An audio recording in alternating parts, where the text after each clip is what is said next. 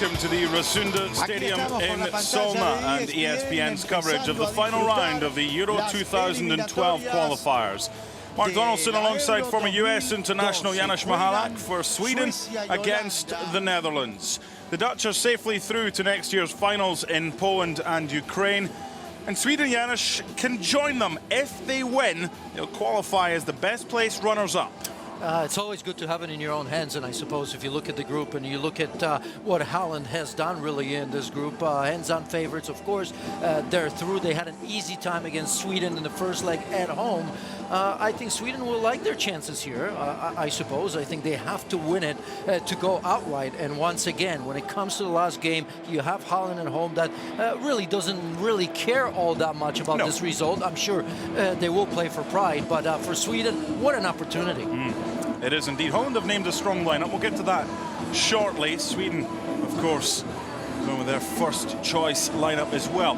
If Sweden win, they're through. Simple as that. If Sweden draw, it gets messy, and it all depends on other results as to who the best placed runner-up is. And if we go through all the permutations, we're going to miss the game. Well, they're going to try to avoid that, aren't they? I mean, straight out win and they're through, and easier said than done, of course, but they've done the hard job really against Finland away, in my opinion, because that was always going to be tricky. They got the 3 points away from home, so it would have been a waste. But I think Sweden are at ease in some way, because deep down they will know that if they don't lose here, at least they will have a chance.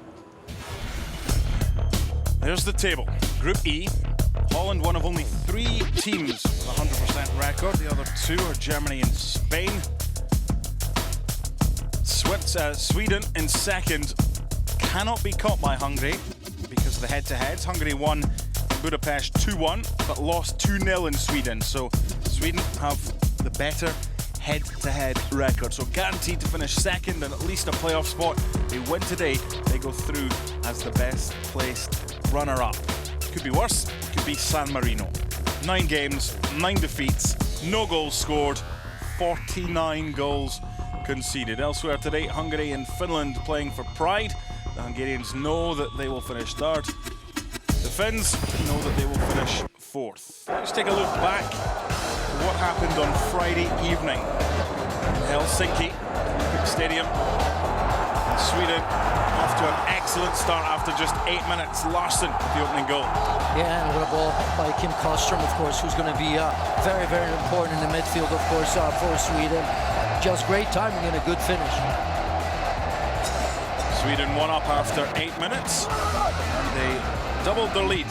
Martin Olsson. He's a left back, and that was his 4th international goal in 5 games. It's incredible, and you do have to go forward and contribute from that position in today's football, that's for sure. Was a bit nervy towards the end, as I suspected. Finland were going to have a word in late.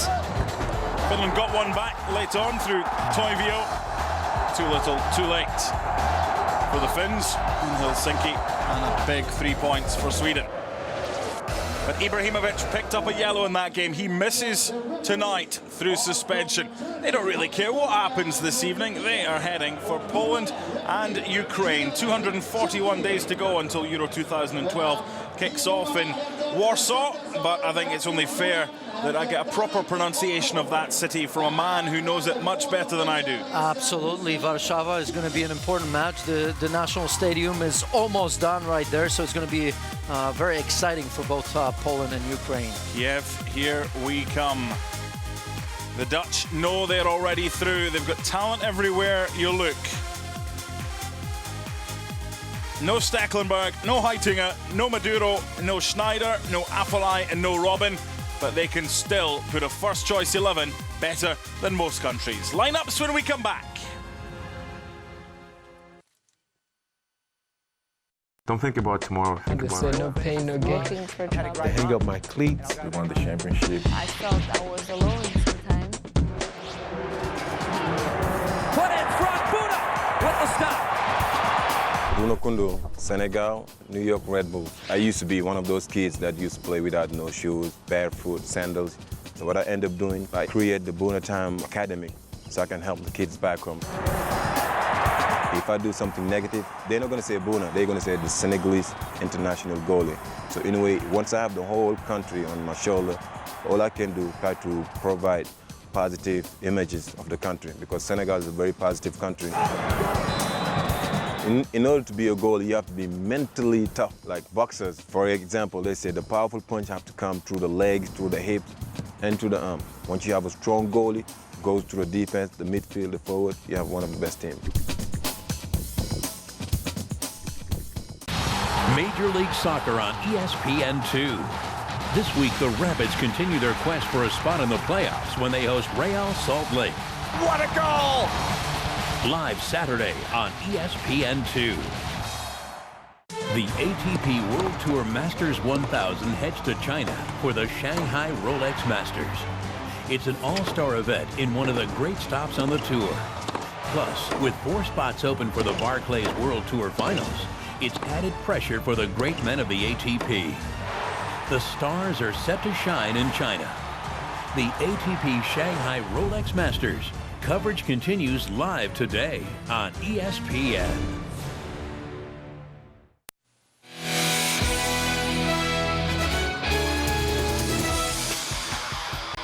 Some of the goals scored by the qualifying top scorer, Klaas-Jan Huntelaar. 11 in total. He has. The Schalke striker will start up front, supported by Van Persie, Van der Vaart and Dirk Kuyt. Not a bad quartet. Schneider with that through ball. He is one of the players unavailable for this one. He's surprised, Janusz, that Dutch coach Bert van Marwijk has named such a strong lineup, given the fact they're already through, or does he want to preserve this unbeaten record? I think it's a little bit of that, a little bit of a respect for everybody else, of course, because there's always that question. Once you qualified, are you going to take it easy? You got an option of going either way. But yes, I think respect to Van Marwijk for doing that, and I think he wants to finish on a high note. Wow. They're one of the most colourful sets of supporters. The Dutch, I'm sure he's had 1 or 2 Amstels as well to make life that little bit better. Great, wherever they go, they always bring colour, noise and a tremendous atmosphere to proceedings. Is this a more important game for Sweden after they missed out on the World Cup in 2010? Well, of course it is. I mean, I think if you look at Sweden, I think fully capable and a fixture in some ways in big competitions, for me at least, over the course of the last 20, 30 years.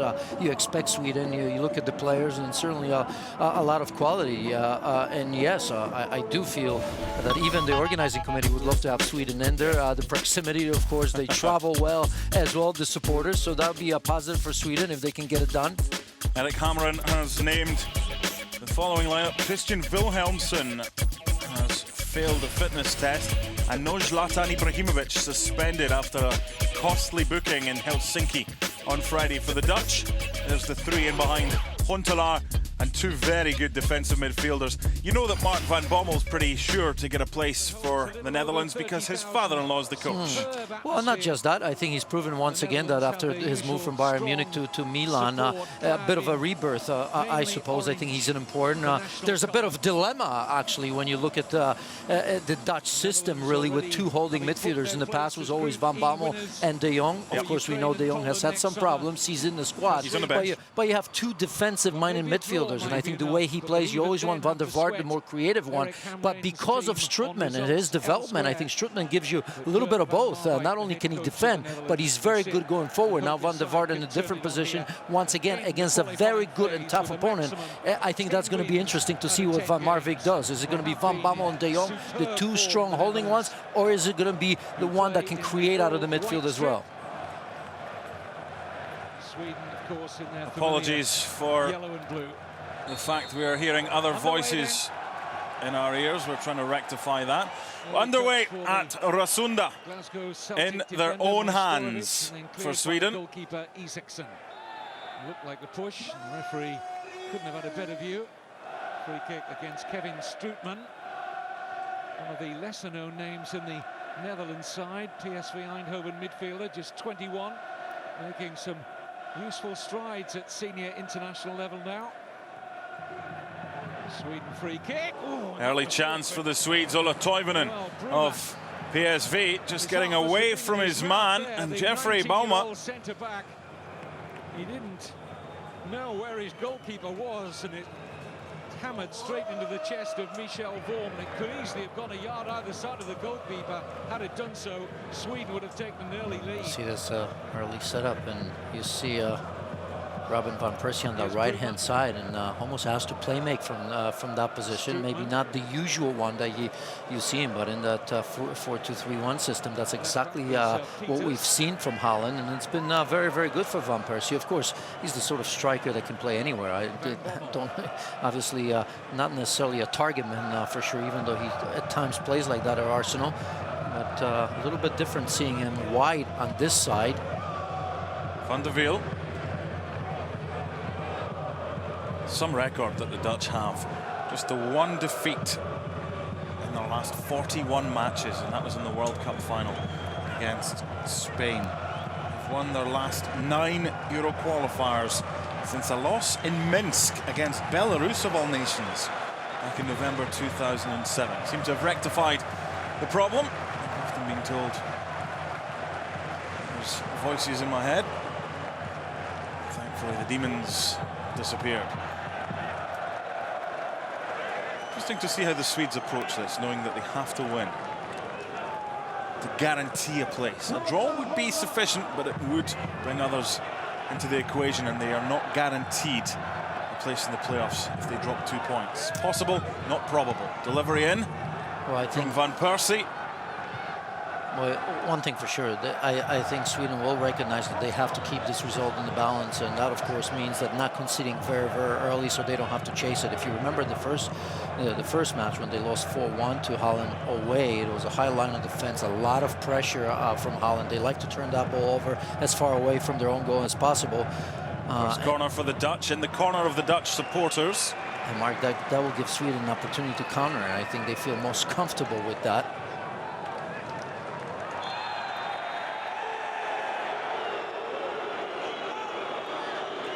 Elmander swapped Bolton for Turkey in the summer, joining on a free from Galatasaray. I suppose you would say that was more of a striker's challenge. 6 players in the Swedish squad playing their club football in the Netherlands. Andreas Isaksson, one of them, playing for PSV, could be called into action in the early stages as the graphics department decide to have a bit of fun.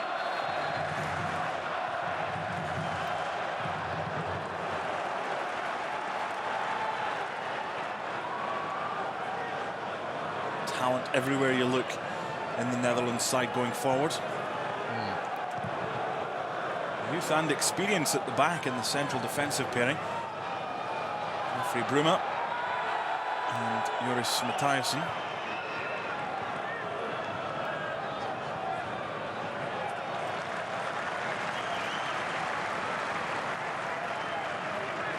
Four goals and 5 caps for a left back.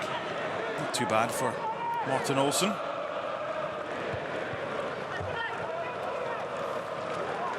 They've got a decent recent record as well, Sweden, in the Euro qualifiers. Only lost 3 of 15 going back to March 2007 and a defeat in Belfast against Northern Ireland. Well, the one thing you can always say about Sweden, that they don't go below a certain level of play. I mean, always difficult team, always know that they're going to be difficult to score against. And going forward, somewhat surprised to see the number of goals that Holland scored in this competition, even Sweden, both very high-scoring teams so far. And although not necessarily surprised as far as Holland's concerned, but in some way I am a little bit with Sweden. Of course, when you have the likes of Elmander, of course, or Toivonen and Zlatan Ibrahimovic, that certainly is possible. Well, it helps having San Marino in your group as well. Well, yeah, but I'm just, you know, part of me, as you can see it here, I mean, sitting very, very low, well organized. You always know you're going to get that from Sweden. And especially against a crafty team like Holland, you have to be very, very organized and disciplined for sure to be able to get a result. The Dutch took 11 off San Marino at home. The Swedes have scored 28, the Dutch 35, both decent tallies in 9 matches. The foul on Klaas-Jan Huntelaar by Sebastian Larsson, now it's Sunderland. That first touch backwards right there. You can see that Larsson already committed to the tackle, could never pull out of it. No complaints from Erik Hameren, took over from Lars Lagerback after the Swedes failed to qualify for the World Cup in 2010. Tough group they were in as well. Ball over the top. All red.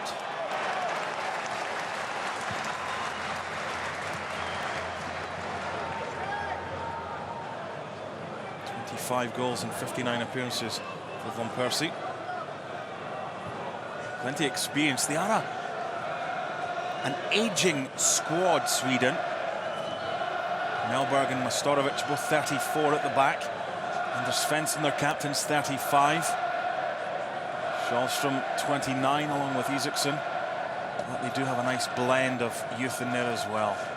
Toivonen, Elmander, Lustig, Rasmus Elm. I think if it becomes cagey, at least in the beginning, part of the reason could be, Mark, of course, that both teams are so familiar with each other. So many Swedish players playing in Eredivisie in some way. It maybe helps, but in other ways, you understand the little nuances of each player, and it makes it a lot more difficult. You understand the tendencies, the first touch, the ability to take players on or not to do it. The Dutch have started the better. 7 minutes gone at Rasunda. I think Sweden would probably have taken this scenario prior to this Group E getting underway.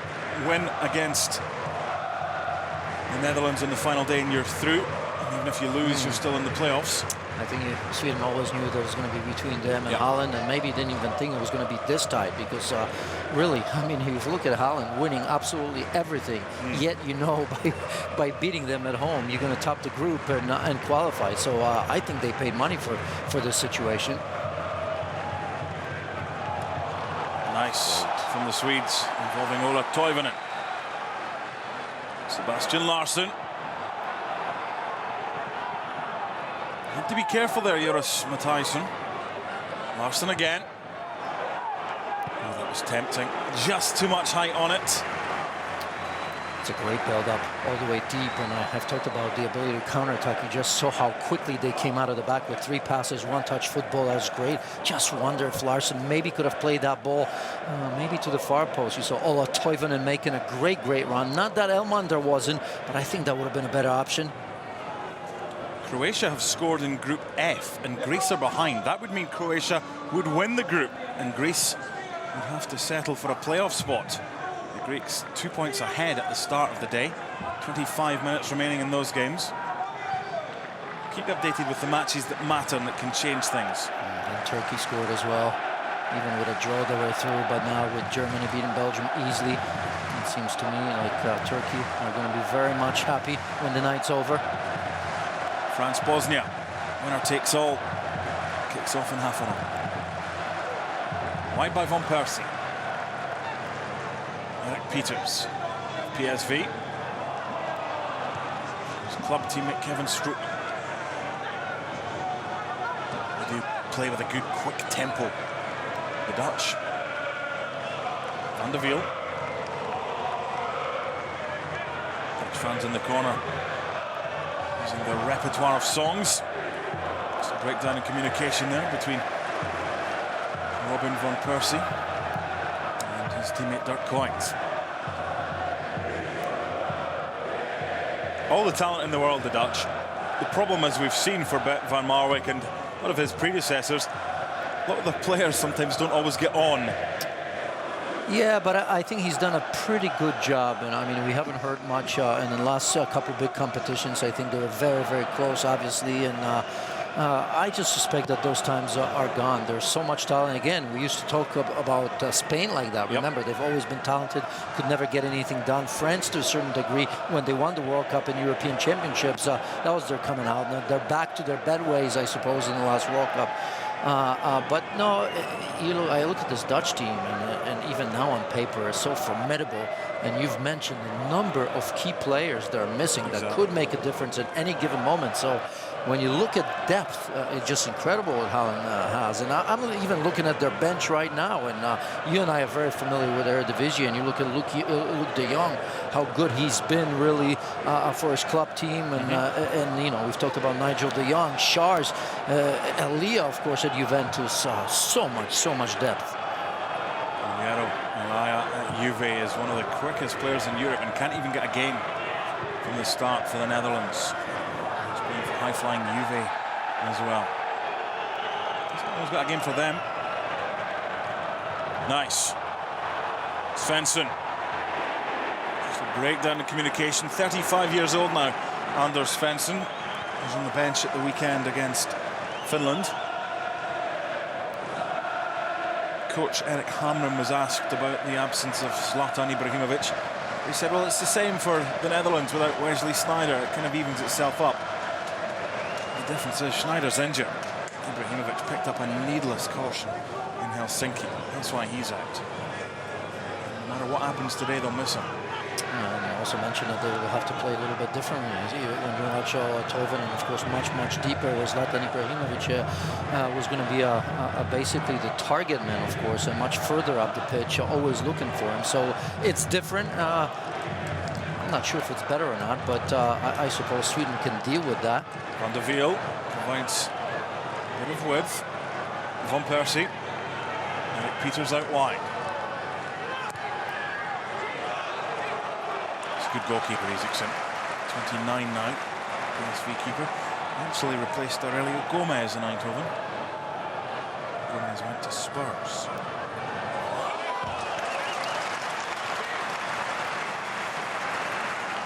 Went through a bit of a purple patch in the English Premier League last season, Johan Elmander. More the first half of the season than the second with Bolton.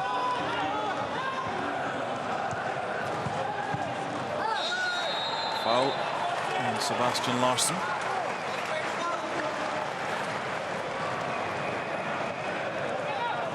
What a signing he's been for Tottenham Hotspur, Rafael van der Vaart.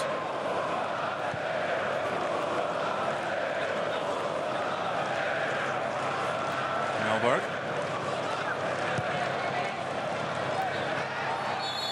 And they get a free kick in a good area as well. Referee is Turkish, Cüneyt Kassir.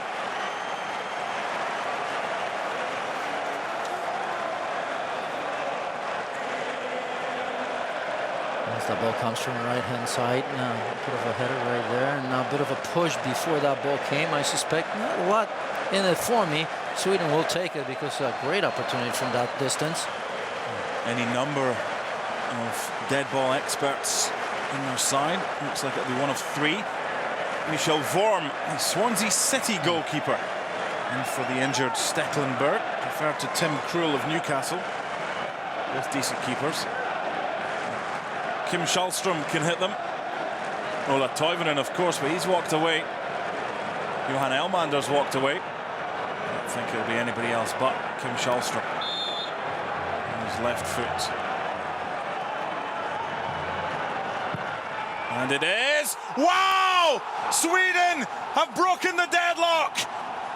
Kim Källström, 16th international goal, inch perfect, postage stamp corner. Sweden 1 up. Just incredible, and just look at his run-up. I almost sensed it that he knew it. The angle of approach and leaving Vorm with absolutely no chance on this run. You just know it. I just wonder, the moment he releases, he's got to know. Look at the trajectory. This is unbelievable. Look at Vorm moving actually very, very quickly at full stretch with absolutely no chance whatsoever. Look at the bend on that ball. Always going away from Vorm right here. And what a start this is for Sweden. Hopefully they won't change their attitude in the way they've been playing, because they've been good. But this is one of the better or maybe best set pieces I've seen this year. The way that ball just came about, the way it swerved, unbelievable goal. Sweden have the lead. If it stays this way, long time to go, but if it stays this way, they are through as best placed runners-up. The worst and most dangerous thing you can do, though, is write off the Dutch. As Janusz said earlier, they have goals in them, 35 in 9 matches. I'd be surprised if the final score at Rosunda was 1-0. Let's just put it that way. Away from Martin Olsen. But the crowd were already on their side before kickoff. Janusz and the Swedes. Now, this is the start they dreamed of.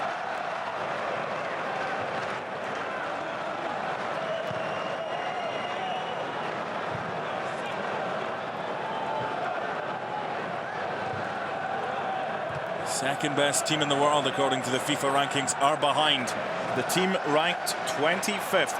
Bookmakers couldn't split these two beforehand, 7-4 apiece, 5-2 the draw. Gotta be careful they don't get too deep now, Sweden. Ideally you score the only goal of the game with a minute to go. That ain't the case. He scored it after 14. Isaacson gets the decision. Isaacson, very proactive. Well done right there. Of course, you always know there's going to be contact. You always know you're going to be brave. You often know as a goalkeeper that the referee is going to blow the whistle. And that was the case, of course, here. Croatia have gone 2-0 up on Latvia. And it stays the same there and in Tbilisi, where Georgia are beating Greece. Then Croatia would qualify automatically, and Slavan Bilic would be back to another major tournament. Greece would go into the playoffs.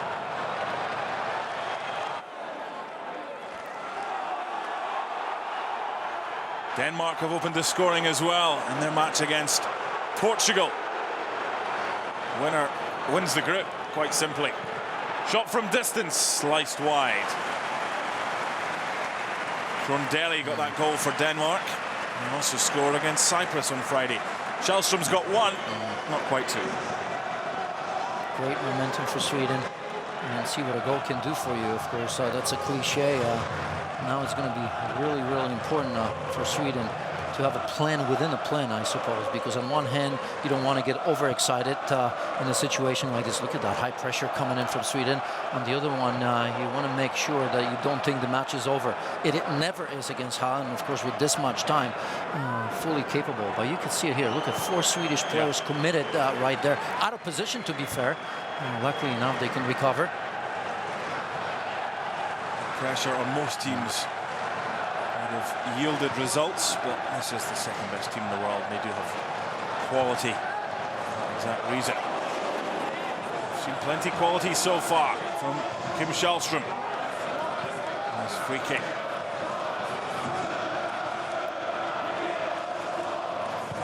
And Sweden and Denmark, the two Scandinavian cousins, both qualify. Poland and Ukraine.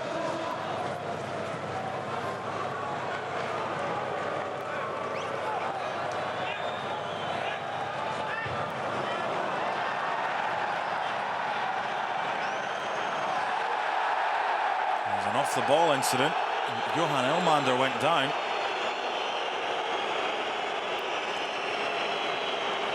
The referee's seen that. He's given the free kick.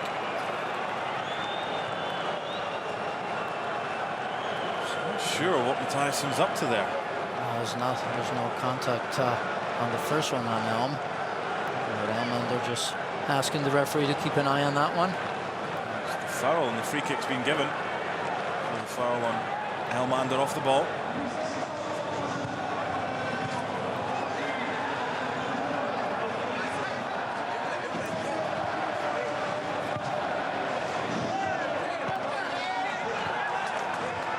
The chase.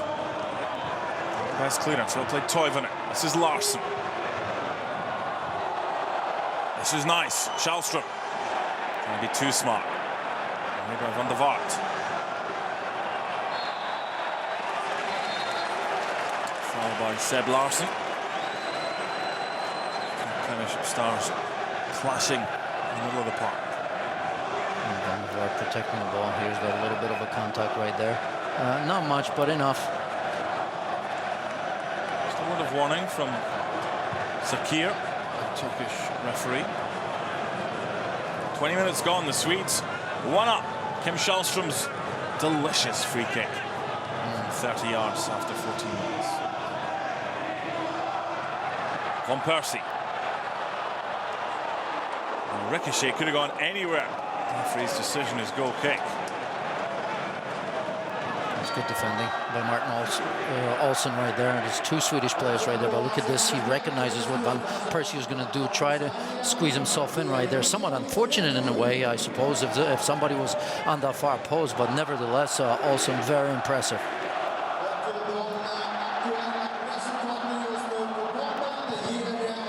It's an old old-fashioned stadium, the Rosunda. It's a great stadium when full to play your football at. And you get a passionate atmosphere. The Swedish fans can add to the Dutch, who've certainly making some noise in the corner. A wonderful night for football. Already in dreamland, can Rasmus Elm's delivery send them over the edge?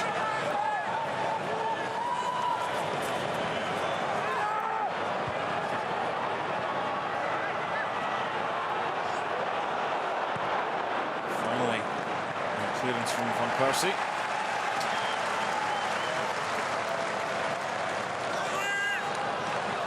Another look at the goal, Janusz. You can watch this over and over and over again.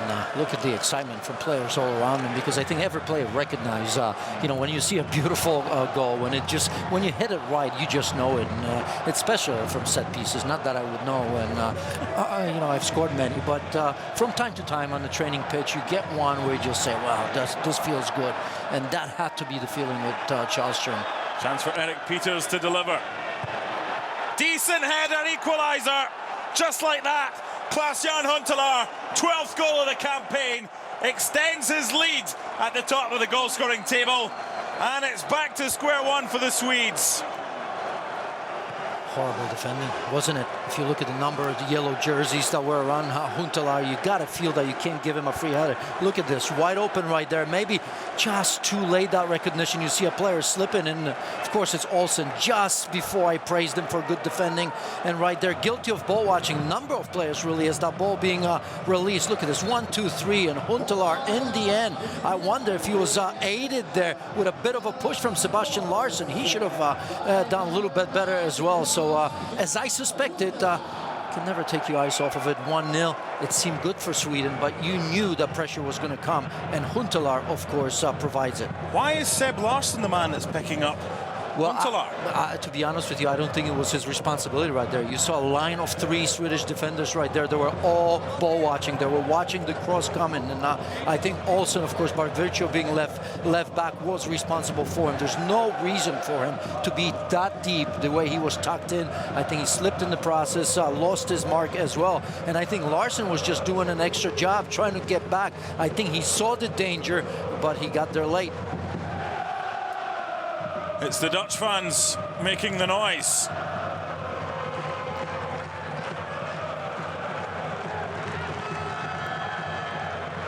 As it stands, we'd go down to other results to find out if Sweden would go through.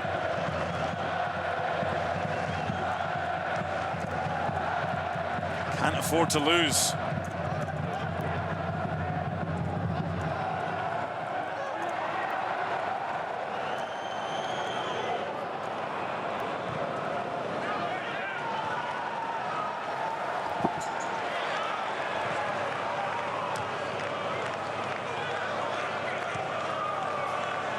Forward by Lustig.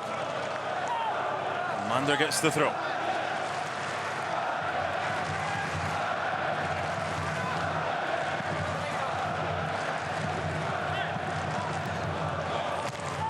Greece have equalised in Group F. That would be enough for them to top the table.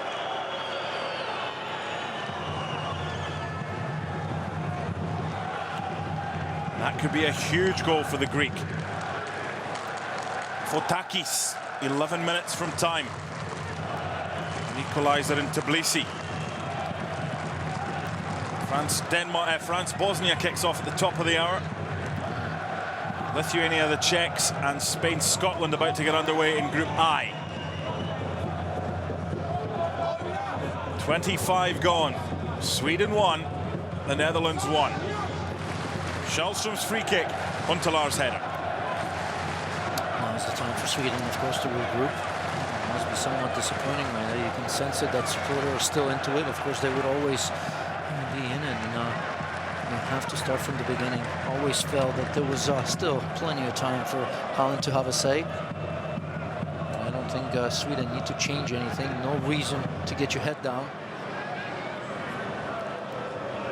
Be intriguing if it's all square with 5 minutes to go. What do the Swedes do because it's all dependent on other results if they draw.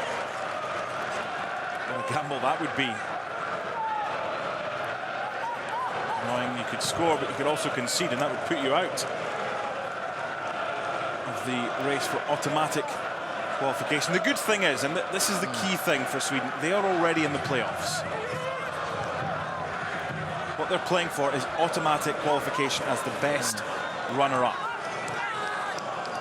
And that's a lot, by the way. I mean, just knowing that really, even if you were to lose here, it's not going to matter. I think it's a positive because the shackles are off in some way. Yeah. You can be attacking, you can go forward, and you got to be looking for it. So I suspect that right now it's a bit of a boxing match right now. You want to put yourself in a situation where in the second half you can really go forward and take some risks. And I suspect and fully expect that Sweden are going to do that.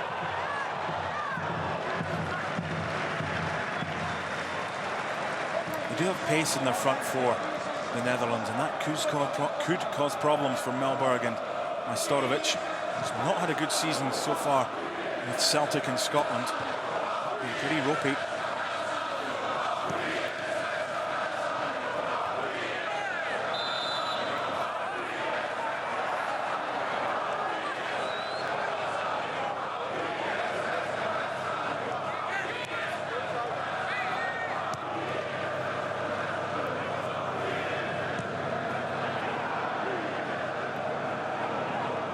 Van Persie against Martin Olsen.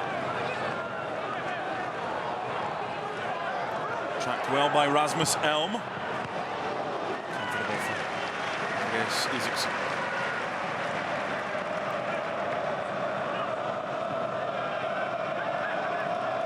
I love nights like this, Janusz, where so many things can happen to so many different countries depending on a bit of luck, a bit of quality like we saw from Källström.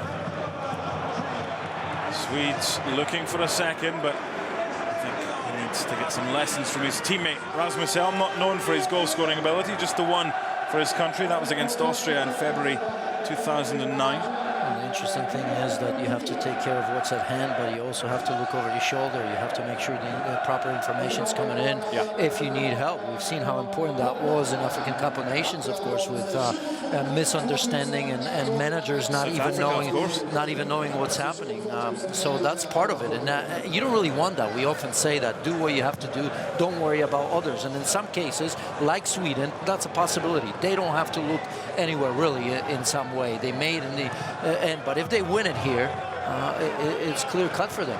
They're going to Poland and Ukraine. So I think there are other teams that wish they were in that position. Your country, for example. I mean, they're not just worried about their game against Spain. They got to look towards Lithuania and Czech Republic as well. Yeah, we just need to win. But we're playing the world champions. Eric Pieters. Spain, the best team in the world, according to FIFA. The Netherlands, the second best team. Denmark lead Portugal. Greece have gone ahead in Georgia, so they will be at the Euros. Croatia will go into the playoffs. So it looks like that's Group F sorted. Karisteas for a second for Greece.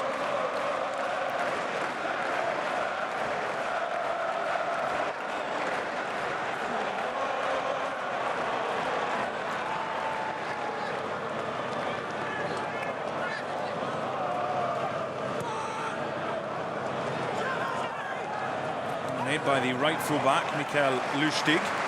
Rosenberg linked with AC Milan and West Ham in the summer. Well, I'd go if I had the choice.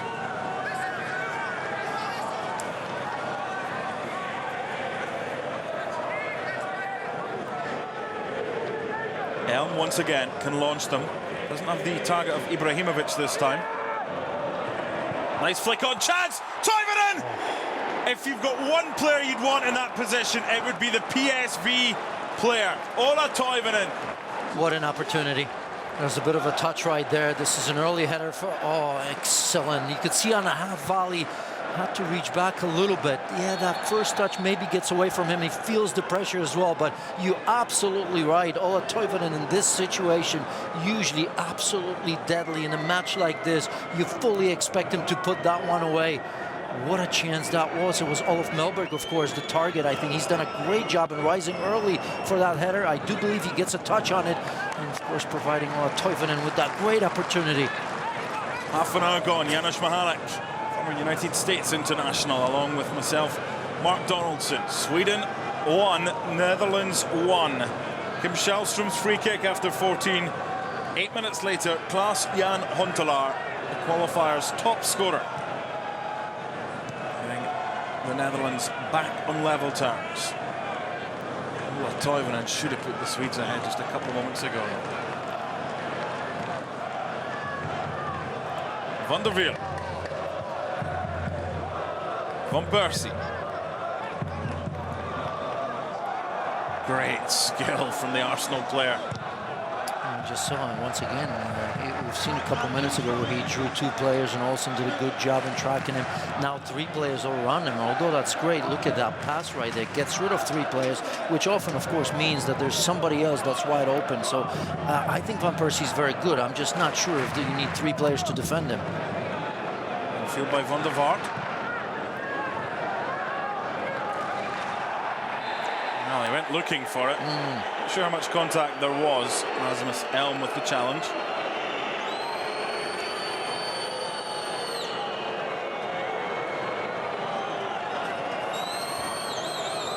You're absolutely right.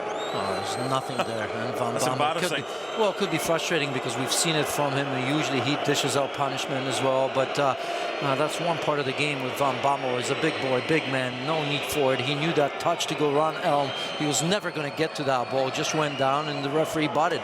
And here's that smirk because he knows very well that he forced that decision from the referee. Little wink from Van Bommel. Stick in the throat. If this ended up in the back of the net.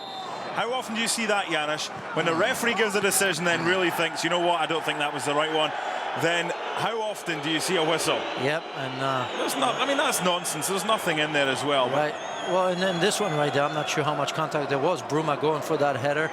Did he tug on his shirt right there? Did he pull it? In the end, really didn't make proper contact. The referee saw something in there. Not much in it again for me. Yeah, they even it up all the time if they realise that possibly the first decision they gave wasn't the correct one. But there was a tug on the jersey of Martin Olsson, so even if he decided he wasn't evening things up, it was a good decision by a Turkish official. Little to do so far. Olsson was fouled, well spotted.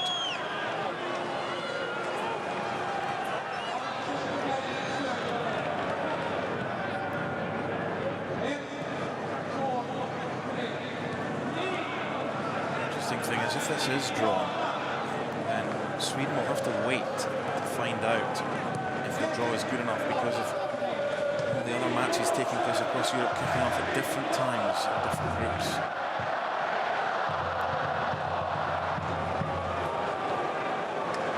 Eric Peters, who set up the goal for Klaas-Jan Huntelaar. It's been a problem area, that's for sure. And Lustig, I think, is going to tighten up a little bit now, allowing Peters these free crosses. That's for sure. Elm can help out a little bit as well. Because interestingly enough, if I look at this match, there's been very little influence, and funny that the director just zoomed in on Van der Vaart. But not just Van der Vaart, but centrally, I think, you know, that part when he talked about Strootman and Van Bommel and Van der Vaart hasn't been that effective. I think all the strength has come from the wide positions, especially on the left-hand side, and in some way from Robin Van Persie as well. So that battle of the midfield, that's often very, very important, and often a strength of Holland, you can say has been won by Sweden in many ways. Czech Republic have scored in Kaunas, which is a killer blow for Scotland. That means they now have to go and win in Alicante against Spain. 0-0. And Spain have scored as well. David Silva with that goal. So it looks like the Czechs will go into the playoffs from Group I. 5 minutes gone, Spain score, and the Czechs score. The Dutch nearly got a second through Van Persie. Yeah, look at the concentration, look at the way he brings that down, almost perfect, but what's also perfect that once again, Olsson comes in at exactly the right time to provide all important pressure on that one and not allowing Van Persie to have a free look on goal. I mean, early, of course, for Scotland. You've already called it, huh? I'm Scottish. I know what happens next. I couldn't have been born in Poland or Ukraine. You know, I didn't even have to qualify. I know, and Poland, of course, only qualified once for European Championship. So I suspect that being a host nation is a bonus. Knew it was going to be a tall order for Scotland to get it done in Spain, but of course it's that other match that matters, and the Czechs are doing the job so far very, very early in both matches. Scoring from the penalty spot in Kaunas. Never a penalty, so up from here. Just under 10 minutes to go at Rasunda.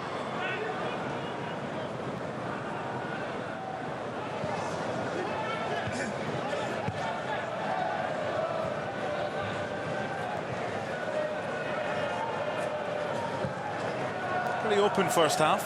This is Eric Peters. Last time he was here, he crossed for Huntelaar to score.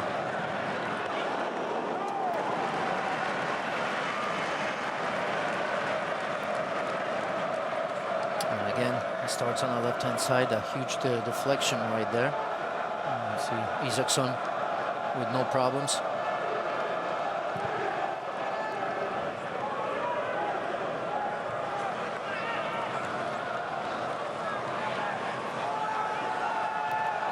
Played Van der Wiel.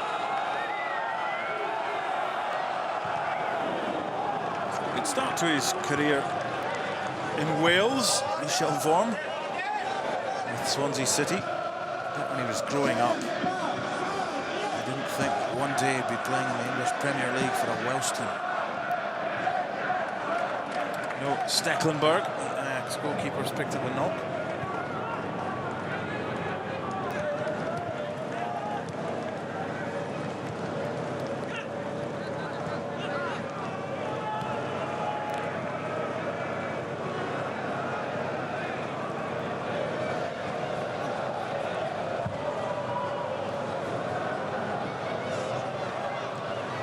Getting a fair bit of space, Eric Peters, on that left-hand side. I mentioned Lustig, the right-back. He's not really getting much help. No, Elm's not helping him because really the trouble is you see a lot of early crosses as well from Peters. So, you know, we're asking Lustig to get tighter, but I think that pressure's got to come early once Peters gets himself wide and start initiating his run. I think the outside midfielder's got to put pressure on him early before he even gets to Lustig. This is nice from Sweden. Toivonen started it.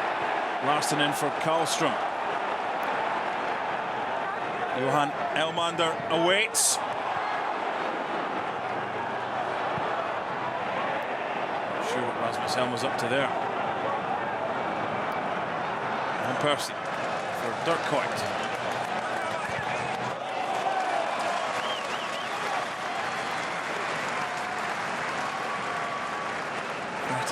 Years old now, Anders Svensson plays his football for Elfsborg, and his nickname is Taco because he loves Mexican food. She was a gag there somewhere.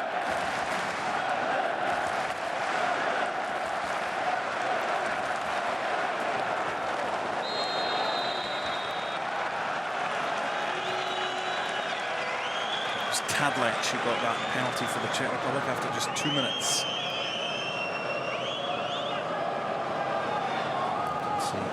Perfect time by Dirk Kuyt.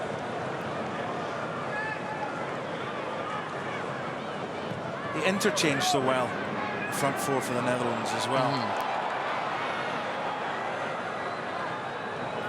Kuyt, of course, played in a front three at Feyenoord with Romeo Castellan, Salomon Kalou, three amigos as they were known.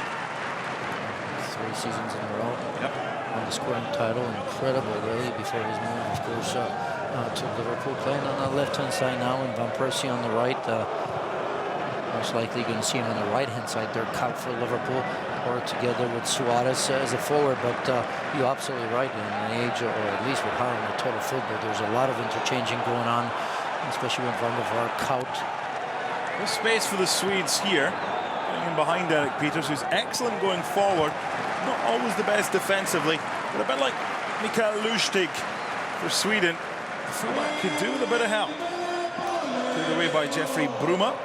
And that's well done, especially by Larson right there, because I think he knew that he wants to get something out of it, and could have put in a tackle right there, but that first touch, he always knew.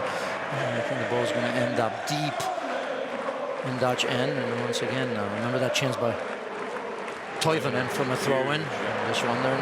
It's on the half-hour mark. And there you go. Melberg once again should be the target. Too sure how much Peters knew about that one.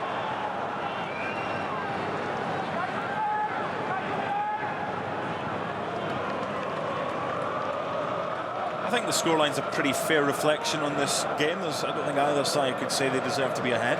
No, and you know, I think the way that this game has developed, you would expect that possession going Holland's way, that's for sure. But Sweden very, very dangerous in breaking out of the back. And tell you what, I mean, it's all one-touch football, and they're very, very quick. Not just getting out, but getting numbers going forward. So you always see 4 or 5 Swedish players trying to trail the ball, or very often being ahead of the ball, which is often important when you try to counter. A little nudge from Dirk Kuyt.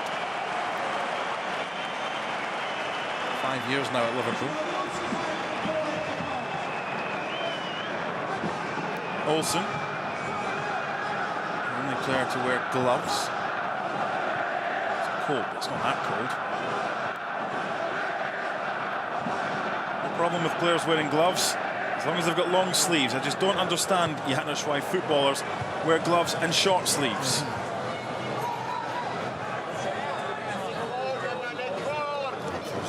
Makes you comfortable. I suppose difficult to question that. Ultimately, all that. Ultimately, it's important how you play, and if that helps you, even if it's psychological, then fair play. More than a few footballers have had special quirks over the years and superstitions. Storovic, and the clearance from Isak. 89 caps, quite a lot for a goalkeeper, but unfortunately for him, Sweden's record appearance holder as a goalkeeper, Thomas Ravelli, who appeared 143 times, the legendary goalkeeper.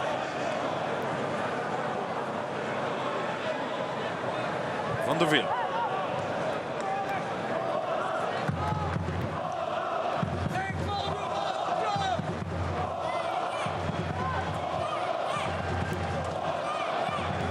Peters again. Winger than a left back. Space for Van der Wiel. Wasn't a good ball to him. Okay, it wasn't a good touch, but not a good ball. Should have been on his path.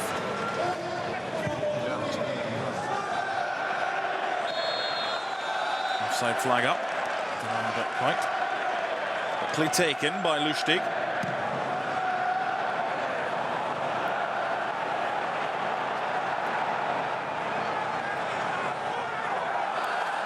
This is the last Swedish corner, but this is the last set of qualifiers, Janusz, before the European Championships in 4 years' time become a lot bigger. And you saw Lustig, I was thinking as he was making this run that he's wasting his energy, but just goes to show you never know, because with very little pressure you get something out of it. A huge mistake there from Holland in allowing this set piece. From 16 to 24 teams in 4 years' time in France.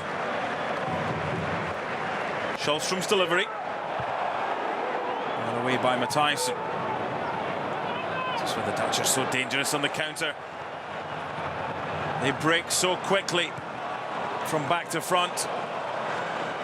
Even misplaced passes still find their man. Van der Wiel finds his man.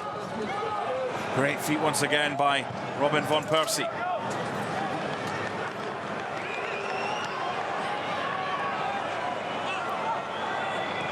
Little slip from the referee always draws a cheer. Half-time, 1-0, Janusz. Well, I suspect that just right, as I've mentioned, I think Holland came into the game after they conceded. They're showing their class, even though they're really playing for absolutely nothing other than pride. That is important to them, as you can see. All square at the break. Sweden win, they qualify automatically as best placed runner-up. Sweden draw. We get the calculators and the abacus out. Sweden lose, and they're in the playoffs, irrespective. First half highlights when we come back on ESPN. It's the NFL on ESPN. This week, it's all about division battles. The Vikings battle the Chicago Bears. Then on Monday Night Football, the Jets look to take off against their AFC East rival Dolphins. Vikings, Bears, live Monday. Dolphins, Jets on Monday Night Football. It's the NFL on ESPN. The biggest fight of their poker lives continues. The World Series of Poker 2011 main event. It's a whole new season with more analysis and more strategy, taking you further inside the pursuit of an $8.7 million dream. But getting to the game's highest mountaintop won't be an easy climb. Good luck, man.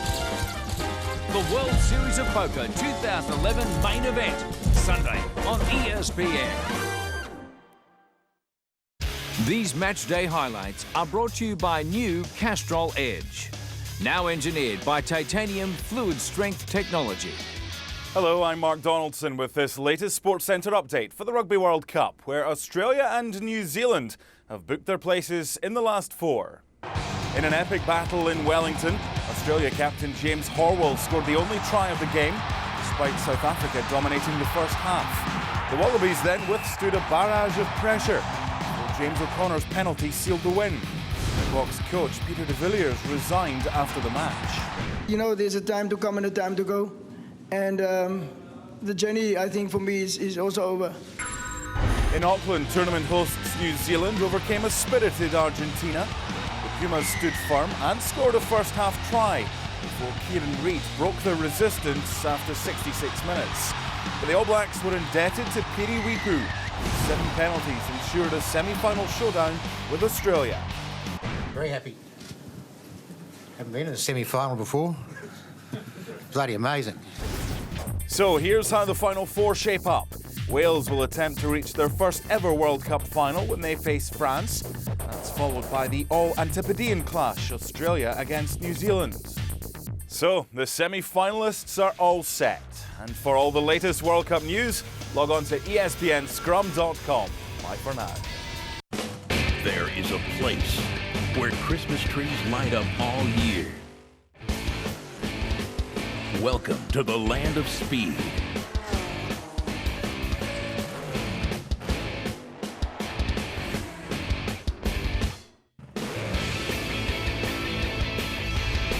Don't miss NHRA drag racing. Qualify at Firebird International Raceway this Sunday on ESPN2.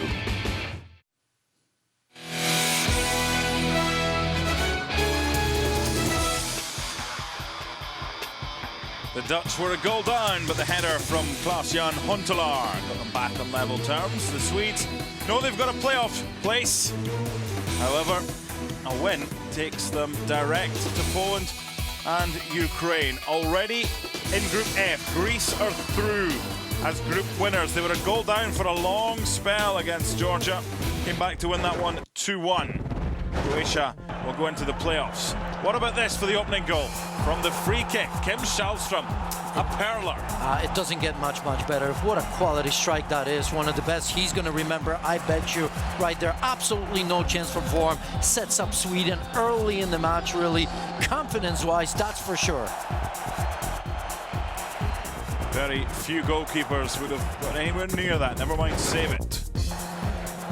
Look at the space that Peters was getting. Appeals for offside by Lustig. Should have been more concentrating on getting near his man. Huntelaar's 12th qualification. It's been a problem area on the left-hand side. Peters, once again, as you say, Lustig has got to put pressure on him instead of dropping off right there. As the delivery comes, Olsen really the guilty party because he should have been not just ball watching and not slipping, really. That's unfortunate for sure. Larsson comes in very, very late, although I wouldn't put it on him as far as that goes concerned. To be fair, they deserved it. Haven't said so. Look at this. Ola Toivonen, usually lethal from situations like this. Maybe the first touch, a little bit long, but still, you would expect the PSV striker to put this away.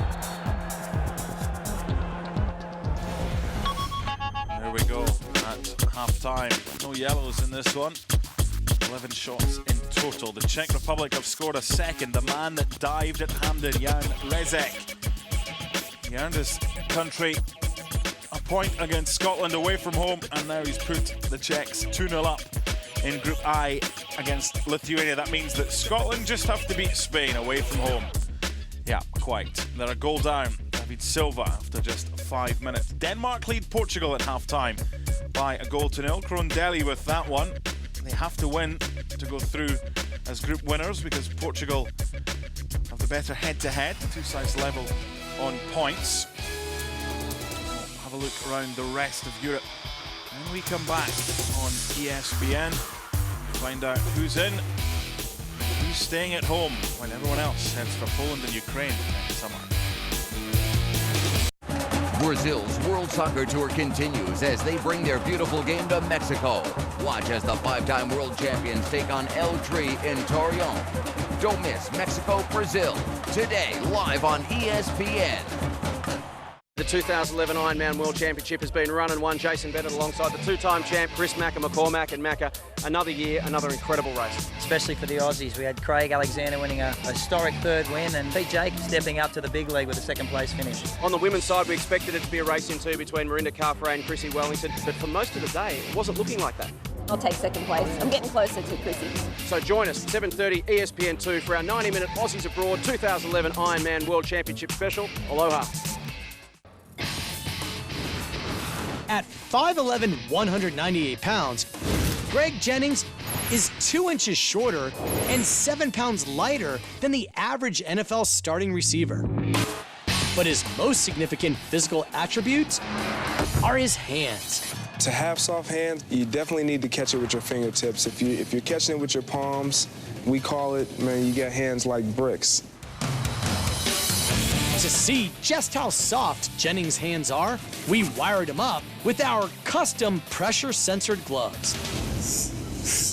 Data reveals that each hand exerts roughly 10 pounds of force on the ball. Just a few more pounds of force than it takes to break an egg. His soft hands are remarkable. So to really test Jennings, we designed a one-of-a-kind challenge. 2 one-handed catches at once. 2 at once? 2 at once. It's already hard to do 1. 2 footballs. At the same time.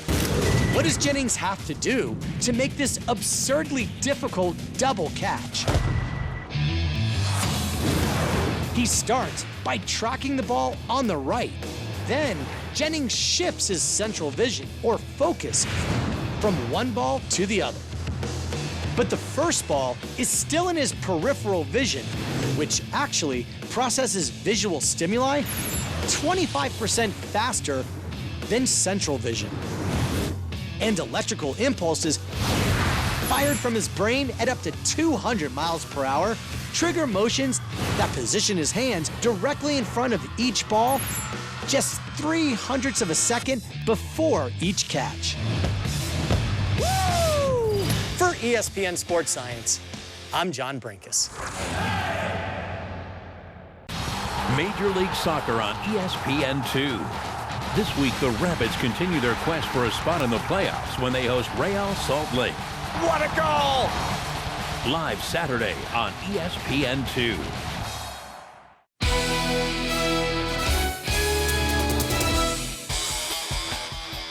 No wonder they're happy. They know that they're going through to the Euros next year in Poland and Ukraine, which get underway in 241 days' time. You'll find out who's in their group on the 2nd of December when the draw is made for the finals. The playoff draw, incidentally, is made on Thursday and could feature Estonia, of all people. They've completed their schedule. Serbia must win in Slovenia. It's 0-0 after 26 minutes there. Here's a look at some of the other matches. Russia needed to win against Andorra to top Group B, and they have now gone 5-0 up. A goal in the last few seconds for the Russians. Just been scored. They're 5 up on Andorra. Republic of Ireland were 2 up on Armenia. It's now Republic of Ireland 2, Armenia 1. bit behind with the graphics. Mkhitaryan pulled one back after Richard Dunn got a second for the Republic of Ireland. Italy leads Northern Ireland by a 1-0, not 0-0 as it says there. Antonio Cassano has scored. He scored 6 minutes ago. France against Bosnia just kicked off, 0-0 in Paris. Albania leading Romania by a 0-0. And in Group F, it's finished. Greece will top the group. Good win after being a goal down in Georgia. Croatia into the playoffs. And I don't really want to see the next page of graphics, because that's why. And unfortunately for Scotland, the Czech Republic are now 2-0 up on Lithuania. Jan Rezek with the goal. Spain leading the Scots by a 0-0. And thank you to Uncle Janusz for helping me mop up my tears. Wales leading in Bulgaria. Their world ranking down in the 120s, but some good results at home. Beat Serbia. And recently, a good win. Now, 1 up at Bulgaria. When we come back, the second half will decide if if Sweden go into the playoffs, if Sweden go directly to Poland and Ukraine. Second half coming up, ESPN.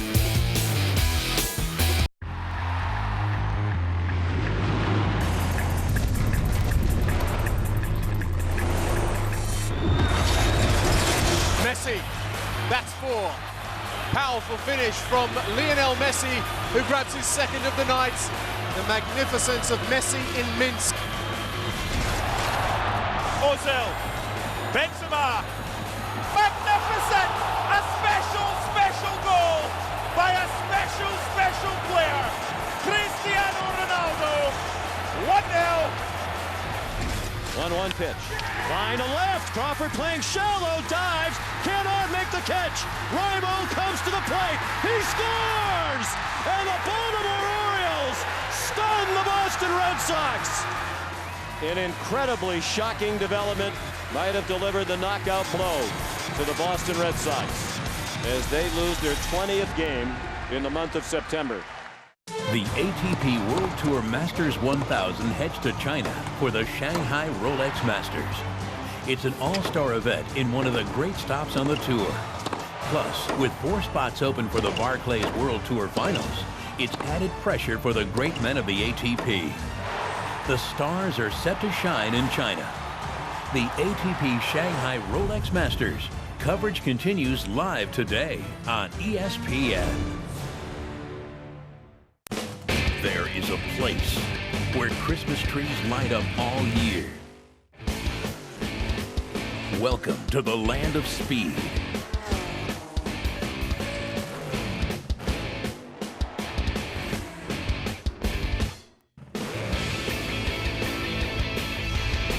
Don't miss NHRA drag racing. Qualify at Firebird International Raceway this Sunday on ESPN2. The biggest fight of their poker lives continues. The World Series of Poker 2011 main event. It's a whole new season with more analysis and more strategy. Taking you further inside the pursuit of an $8.7 million dream. But getting to the game's highest mountaintop won't be an easy climb. Good luck, man. The World Series of Poker 2011 main event. Sunday on ESPN. No team in baseball history has ever come back from a 3-0 deficit. Well, let me tell you, don't let us win at 8. Then they get Petey, and then they get shelled Game 6. In Game 7, anything happens. You cannot count the Sox out. If the Red Sox win, this would be one of the great sports stories of all time. What if I told you that Up Against the Wall is right where you'd want to be? 4 days in October on ESPN at ESPN2. Thank you for watching this ESPN program. Due to time constraints, we move further ahead in action. That match will have a bearing on who goes directly through as a runner-up if this match is drawn.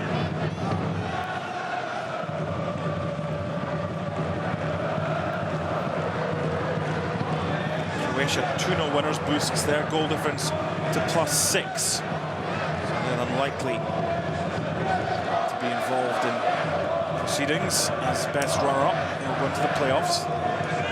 It's between Sweden and Portugal right now. It stays all square. Van der Vaart, onside chance, what a save from Isaacson, header! It's 2-1 to the Dutch. Dirk Kuyt. No need for mathematics now, unless Sweden get themselves back into this game. But defensively, all over the place. One stayed back, two stayed forward. One didn't know what he was up to. The Dutch capitalised. Dirk Kuyt with a 24th international goal. And from a goal down, they're now 2-1 up. Well, he was always sniffing around, wasn't he? That pass over the top, look at this. Well done. One touch. This is a great save from Isaacson. I thought Van Persie did it well. Not only to time it perfectly, look at this recognition, just went to the far post. And look at that again. Two yellow jerseys that perhaps are ball watching. I think they're just happy with Isaacson making a great save. And of course, Dirk Kuyt comes from behind and puts it away. How many times have we seen him do this? He doesn't often score wonderful goals. Appeals for a penalty at the other end. And it's been given. Well, a handball, and the Turkish official, Cüneyt Sakir, points to the spot. You can always tell, Janusz, when the defence don't really complain. Mathiasson penalised, arm outstretched, not in a natural position. Good decision. Yes, it was, and how often does it happen? Right after you score, you concede a goal. They, of course, haven't just yet. If you look at Peter's bit of a smile, he knows the pressure is off, but Netherlands, as we suspected, were going to find chances. They took advantage of it, and now what an opportunity right now, once again, for Sweden to get themselves back in this match and really having a chance to top the group at some point, I suppose. Still Larsson is going to have to put it away. Not top the group. Seb Larsson, 2-2! That's what it means to Erik Hamrén. And get those calculators back out. Well, we suspected it was going to be high scoring. Really, both sides looking to go forward, looking to create opportunities, looking to put them away. And from the spot right there, not as easy as it seems. See the goalkeeper Worms going the wrong way. Perfectly taken. A lot of composure there from Larsson. He needed that.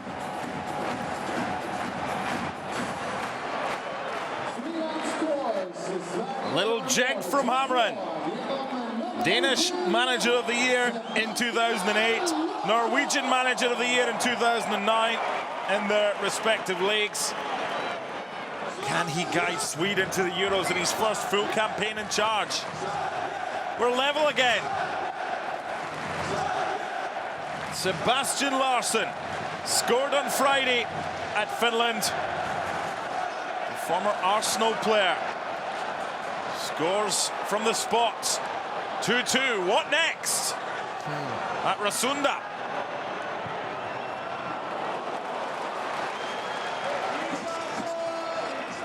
Well, unless they've got some decent backup, Sweden, they're going to have to score a few goals at the Euros next year if they get through, because with Mellberg and Mastorovic at the back, they're always going to concede. Yeah, it's always going to be a problem. And, you know, on one hand, you say, of course, the Dutch will be able to penetrate just about anyone. What a chance. Through on goal. Toivonen again. Yes! They're ahead! Ola Toivonen of PSV plays his football in the Netherlands. And now puts the Netherlands to the sword.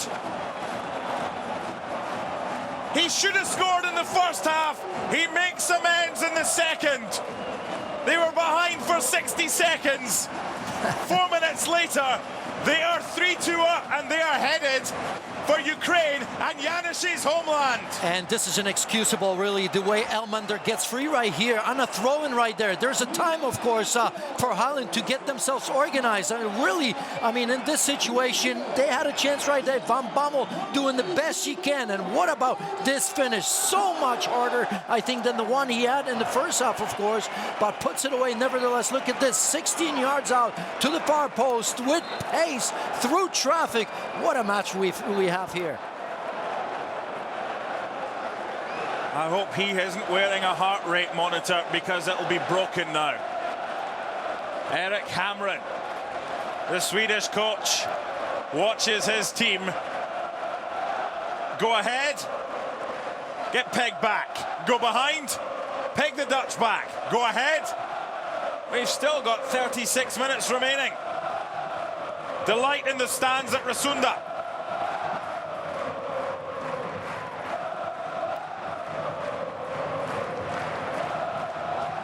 Ideally, they would have liked to have got the go-ahead goal with a minute remaining.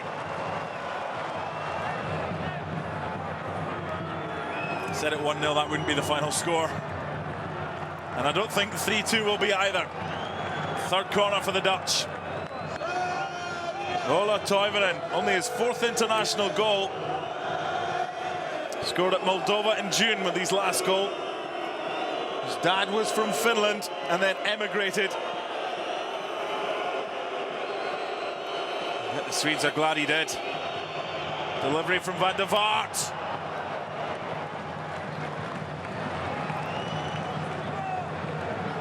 Shalstrom with a big smile, similar to the one he scored. And then a big beamer.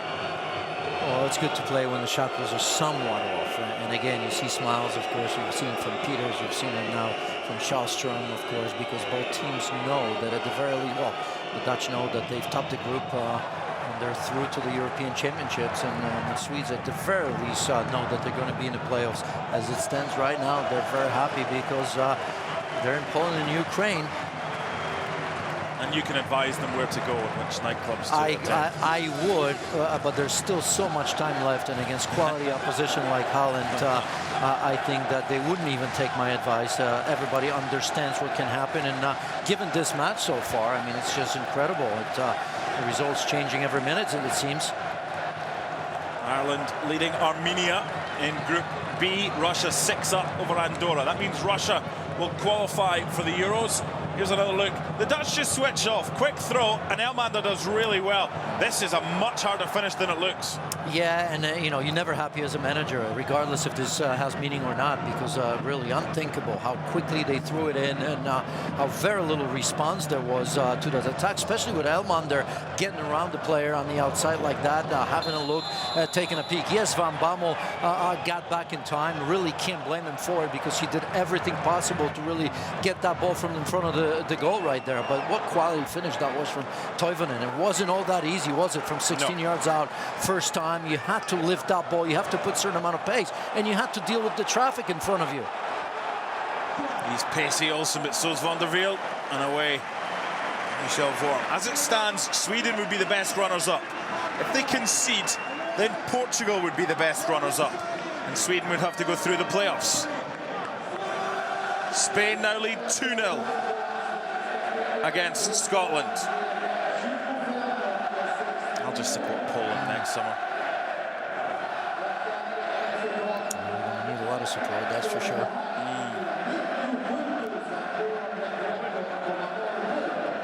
David Silva at the double. Lithuania 2-0 down at home. Can Sweden get a 2-goal advantage? Elmander. Wilson's delivery blocked.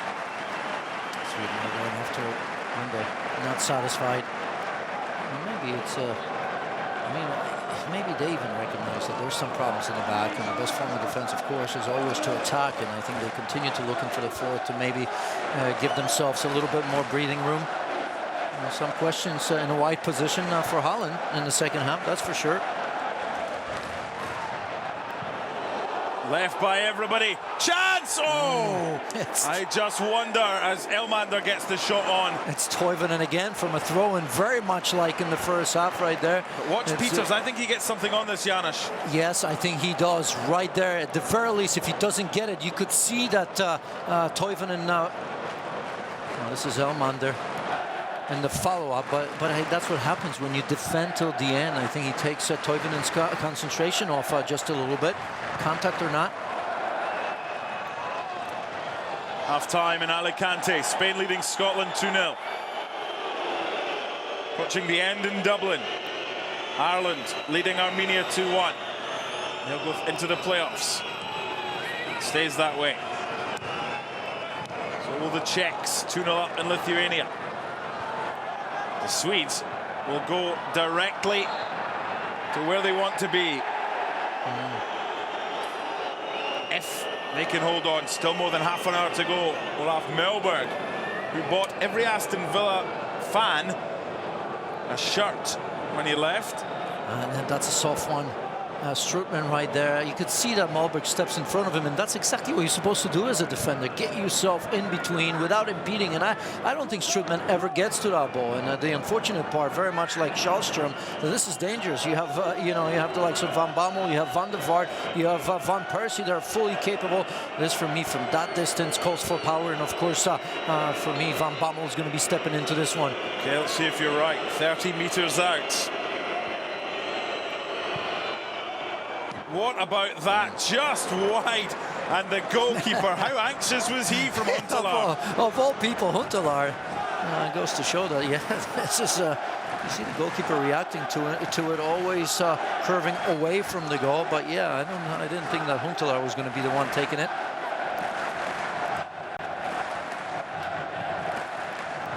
Oh, I know your pain. Bad kind of pain to have when you're 3-2 up. Everybody can empathise with football fans. Everybody's been there at some stage, whether for your country or for your club. You know what it's like. Myriad of emotions as a football fan. Wouldn't change it for the world. Well, I would have been born in Brazil if I had the choice. Goes for a handball. Elmander gets the decision. Kevin Strootman penalised. What a signing him and Dries Mertens were for PSV. $30 million for the pair of them. Bargain of the summer.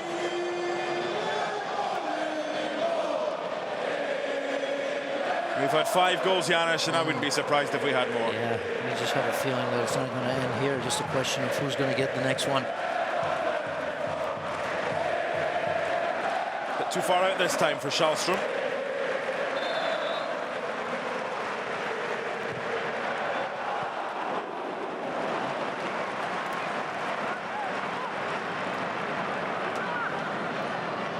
Goalless after 33 minutes in Paris. France and Bosnia. Winner goes through.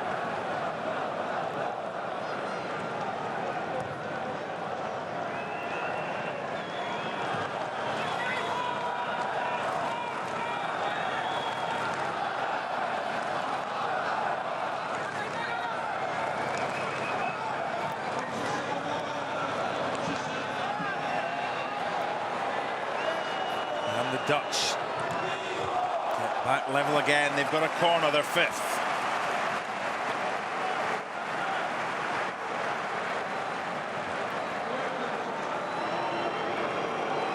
Czechs have scored a 3rd in Lithuania. Good night, Scotland. Rezek again.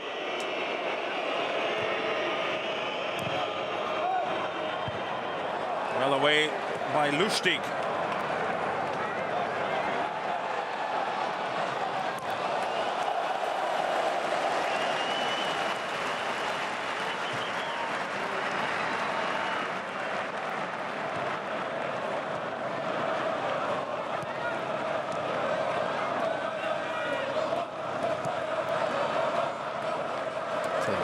Geographically, just thinking about that, for at least Poland for the most part, and even Ukraine, the neighbors are inviting themselves to the party, aren't they? Germany and Russia and Ukraine. Who are your noisiest neighbors? I mean, there's going to be, if you look at the Germans, the Russians, the Ukrainians already in, the Czechs coming from the south, of course. And if you had to look north, I suppose, somewhat north, you look at Sweden, just going over the sea. That would be probably a very noisy group coming over. No Tartan Army. Your loss. In from... Oh, the header. And a free one at that. Van Bommel's delivery. And I wonder how late Isaacson saw that. He did well, the goalkeeper. This is just so wide open right now. Great for neutrals to watch. Plenty of goals, that's for sure. What about the marking there, Janusz, though? Well, that's what I mean. It's a set piece. It was a free header on the far post. That should have been dealt better with as far as Sweden are concerned. But what I'm concerned about is the tempo of this game and then obviously transition right now. How many players they're risking still going forward. And it's about this time where you have to become a little bit more cynical, a little bit better organized. After all, you've got the result that you want. And they're up 1-0, fair play. Plenty of time. Right now, Sweden has got to tighten up. Let's have a look at the bench for Sweden defensively. Who's where? There's the save from Isaacson. The header from Huntelaar. Yeah, it's a great save, but you don't really want to leave a player like Huntelaar that has scored plenty in this competition for Holland already, wide open. Corner count is starting to add up for the Dutch. Number 7, taken by Van der Vaart. Isaacson got a touch. Well defended that time by Lustig. I just wonder if they may be calling on Andreas Granqvist, the Genoa defender, who's not younger than the other two. I wouldn't say at the expense of either Mellberg or Majstorovic. I think you could quite easily play him as a defensive midfielder, just for an extra body in there. Yeah, well, really, I mean, if you look at Elmander and Toivonen, it makes you wonder if they can withdraw one, go to a little bit of a 4-5-1 in this situation.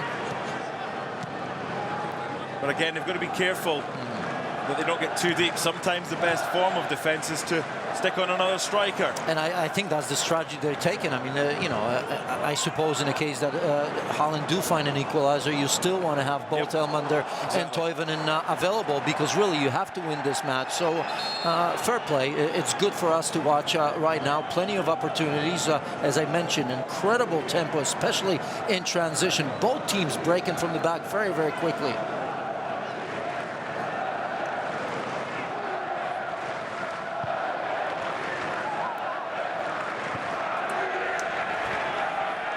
Peters.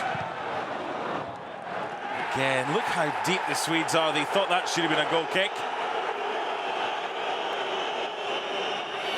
Denmark 2 up on Portugal. Now, that changes things a little bit, because if Sweden concede, then the goal difference then comes into effect. The corner from Van Bommel.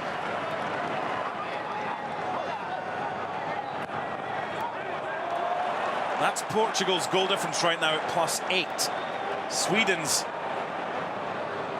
would be +8 if they conceded. Of course, they're through as it stands as best runners-up.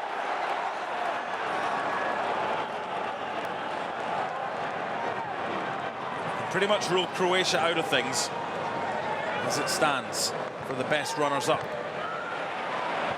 Sweden in the driving seat. And they hold on.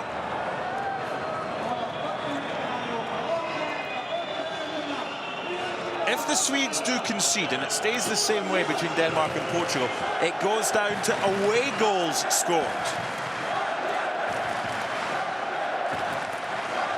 But only scored against the other 4 nations in your group if you're in a 6-team group. So it doesn't count against San Marino. All ifs and buts. What matters just now is that Sweden are ahead. They'll go through if it stays this way.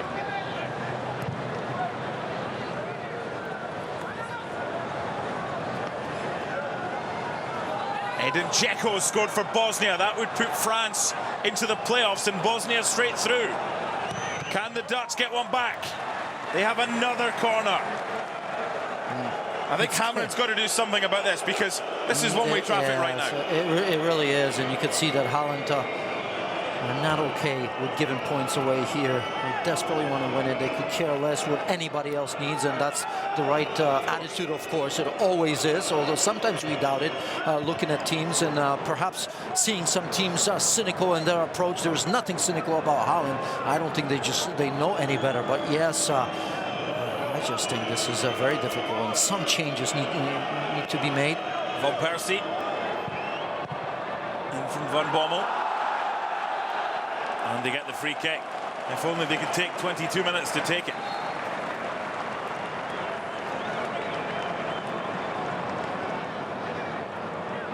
And here it is, that pressure, a bit of a handball there by Strootman.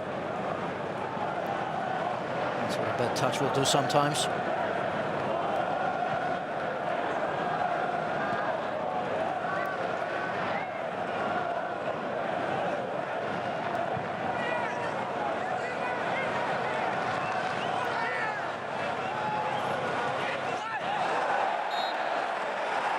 Lunge from Toivonen and penalised.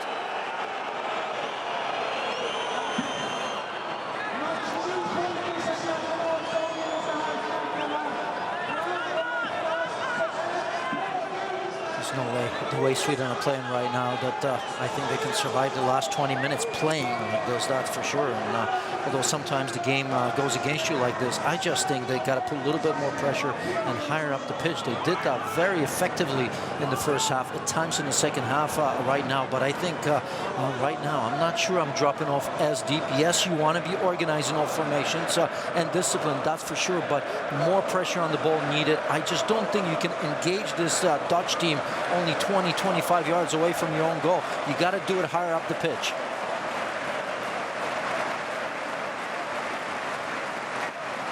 $33,069. Just to add a little bit of confusion to the mix with 20 minutes remaining, if Sweden concede, they will have exactly the same goal difference as Portugal as it stands. They have both scored 7 goals away from home as it stands.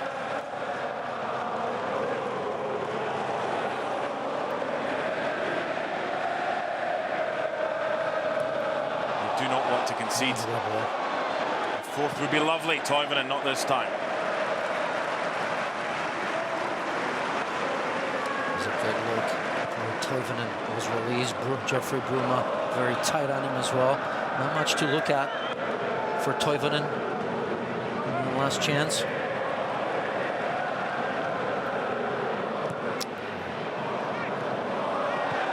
That was a dive. After away goal scored, it goes down to UEFA coefficient. Basically, put a coin in the air, toss it, and see what way it comes down. Do you take from that UEFA coefficient would mean rankings? Yes, yeah. Sweden ranked 25th. Oh, we'd have to go Portugal as well, I have to imagine. I think so.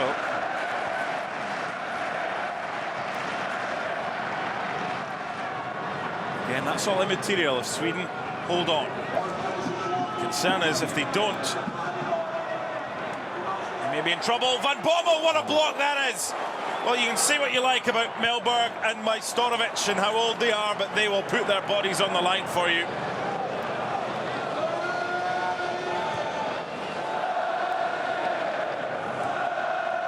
Too much freedom right here in this area, as you can see it here. There's, pressure on the ball's got to be higher. There you go, and keep. This is good by Toivonen to continue his run. And as you can see here, now Sweden once again now drops into their shell.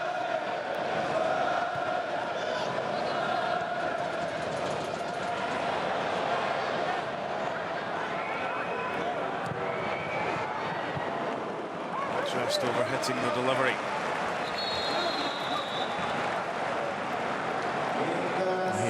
That far post, I suppose it was good that there was nobody making a run to that far post, although Isaksson almost cut it there. I'm not sure it was Van der Veel's intention. And here's that goal by Dirk Kuyt, which tells me that he's probably off right now. And there you go, Elia coming in. He brings so much pace to the party. Yep.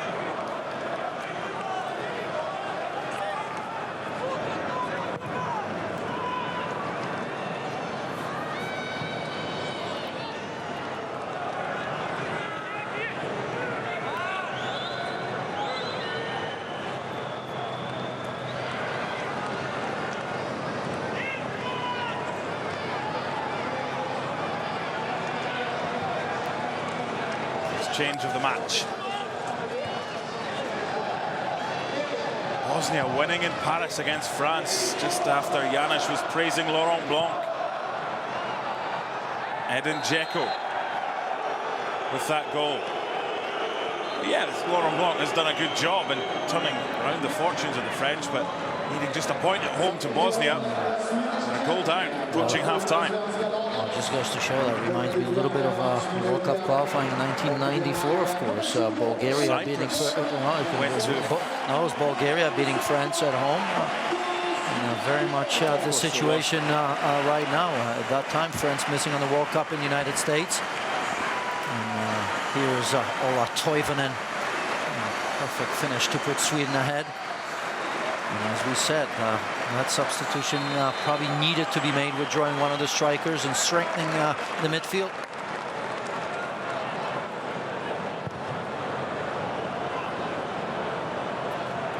Nice goal, Ola Toivonen.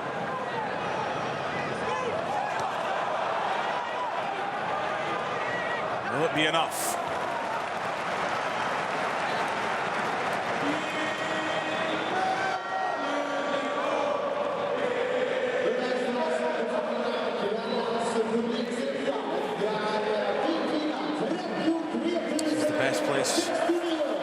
To be for the Swedes, deep inside Dutch territory.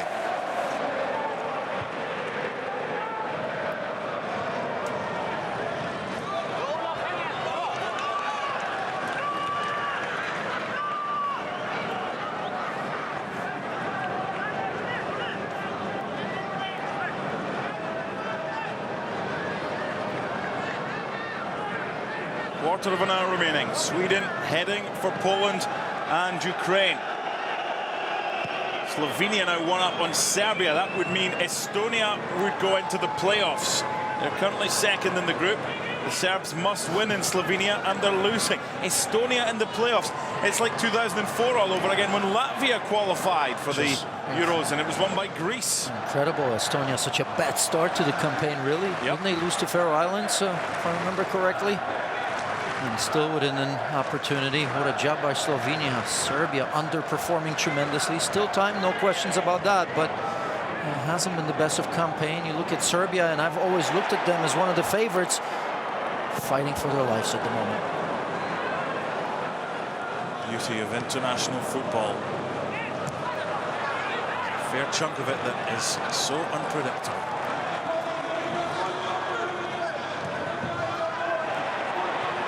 Bommel. Played by Andreas Svensson. Nice from Wernbloom. No real sign, apart from the defence getting that bit deeper, of nerves creeping into the Swedes just yet. Remember, they do have the safety net of having already qualified for the playoffs as a guarantee. If they draw, as it stands, Portugal will go through because they are a higher ranked team. Portugal 2-0 down in Denmark. Both would have the same goal difference against teams that count in their group. Both have scored 7 away goals. That only comes to fruition if the Swedes concede. Just wondered for a moment if that ball was going to come down in time for Klaas-Jan Huntelaar. Well, they withstood the pressure, Sweden, that is, from about 5 minutes or so ago as that ball's being delivered. Just a little bit too much pace on it, too much height. And part of the problem was the number of corners they've conceded in that time. That brings additional pressure because you have time, and not only for good delivery, but bringing a number of players in front of your own goal, and then, of course, a matter of clearing the ball as well. So a little bit better for Sweden. The last 5 minutes were played away from their own goal for the most part.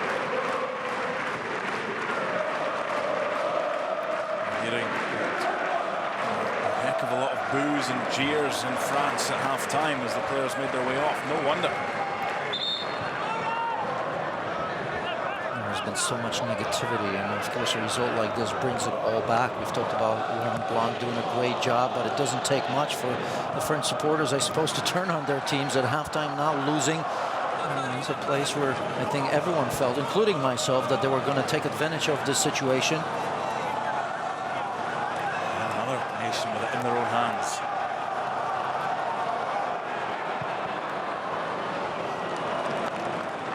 Another corner for the Dutch.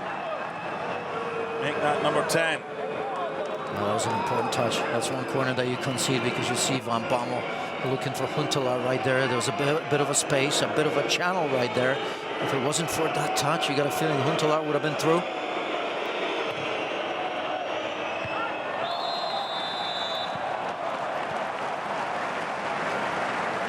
We'll take that, I suppose. Not sure where the contact was. It was away from the ball.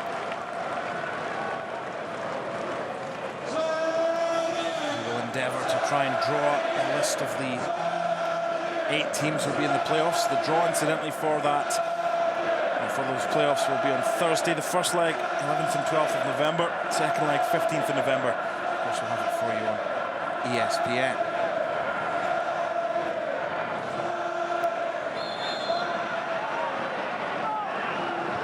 Already into the playoffs, we know of Turkey, Montenegro,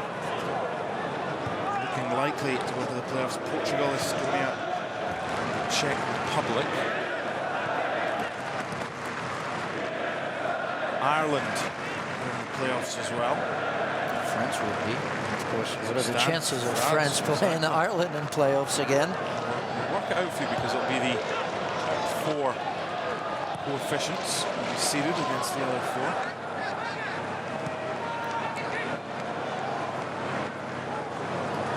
Still early, and of course speculations at this point. I'm not sure if Sweden are all that confident right now with 10 minutes left, and Holland with continuous pressure.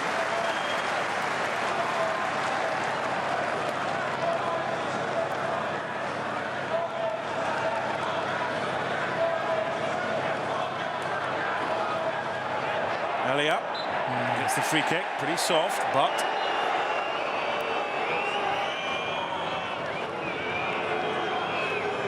substitution in the Dutch team. No change for the Dutch. It's the number 8, Kevin Stolpan, replaced by number 18, Luc de Jong.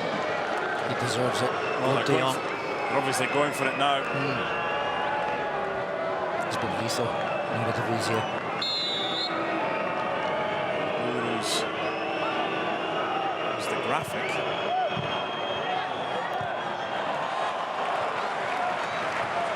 Luc de Jong on.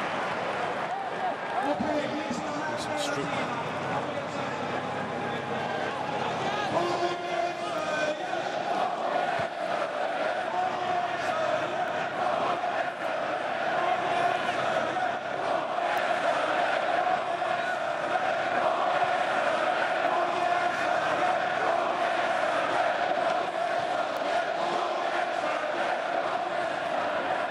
Elliot.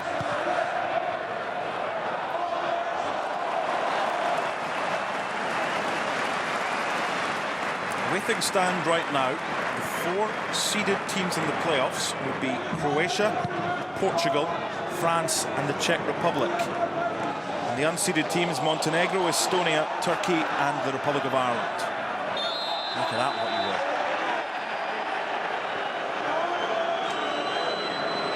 8 minutes remaining here, and as well in the Parken Stadion in Copenhagen. Denmark leading Portugal by 2-0. If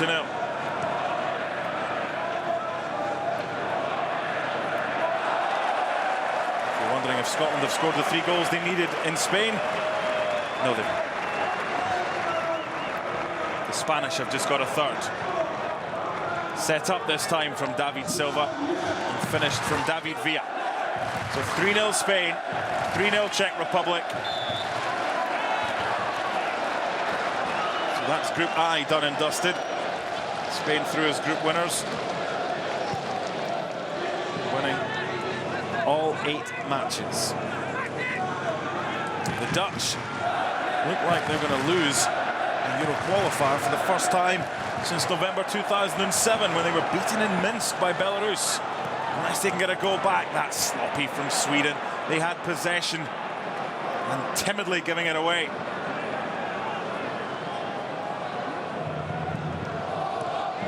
I was going to say Scotland are making Spain look like world beaters, but yeah, it's been one-way traffic, and I think realistically, I'm sure you suspected that. It was always about the Lithuania-Czech Republic match, really.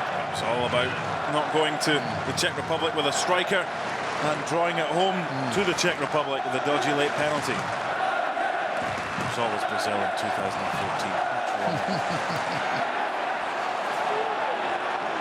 It will be winter time in Brazil when they host the World Cup. Summertime in Poland and Ukraine. Please for the free kick, not given. Eric Peters was involved. This is all about heart and determination right now for Sweden, isn't it? Finding that extra step, that extra level to do absolutely everything, because obviously Holland just dominating, just looking for an avenue, for a bit of an opening to bring this game level, and of course making it difficult for Sweden, that's for sure. Swedes do have 2 central defenders that will put their bodies on the line, throw everything in front of the ball. That meant not conceding a third goal. The problem is that Holland has that extra quality of making something happen out of nothing, really. A number of players that can decide this match all by themselves. And sometimes you can defend well, you can do absolutely everything right in the book. And at times that's not enough. If you look at the likes of Van der Vaart and Huntelaar and Robin van Persie, of course. Deep, they're in line with their own 18-yard box. That takes the pressure off.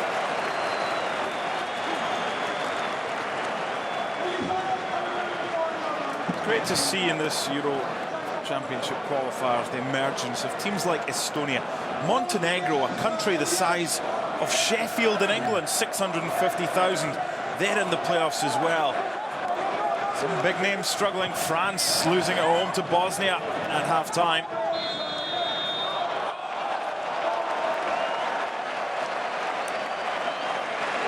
You look and you say, well, it's going to be tough to beat Spain, but the Netherlands will give them a game. And what about that from distance? Just spotted Michel Vorm his line, Rasmus Elm. That would have been, let's just lock up and go home. Quickly taken. Look at this. Nobody's looking at this. Look at that. It just comes from behind, and that's a great touch. Oh, what an important one, because that really would have put it away. And look at Vorm deputizing from Stecklenburg. This is an unbelievable save, and just goes to show why you always have to keep an eye on the ball. You have to keep level of concentration, not just the goalkeeper I'm talking about, but everybody else, because this is how cheaply you can give the goal away.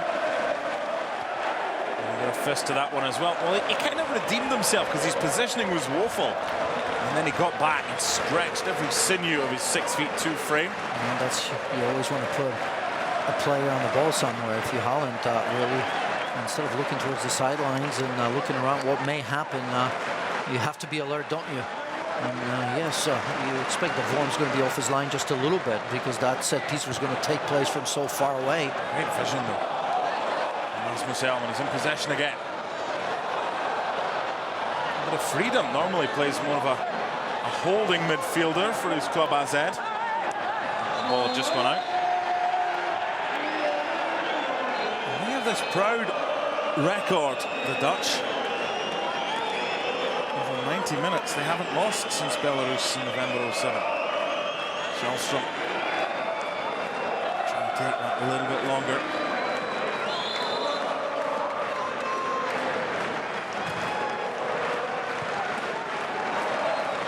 Bosnia still leading in France. Serbia still trailing in Slovenia. Sweden, crucially, still beating the Netherlands. Elia, pace to burn, takes on Lustig. Well, though, to get back, the full back. This is Eric Peters. And De Veel making the wide run. That's a weak pass from the Ajax fullback. This is Elmander against Matthijssen, who's not the quickest, the centre-half. He's been so good. He's worked so hard. His ability to protect the ball on a number of occasions, even in a situation like this.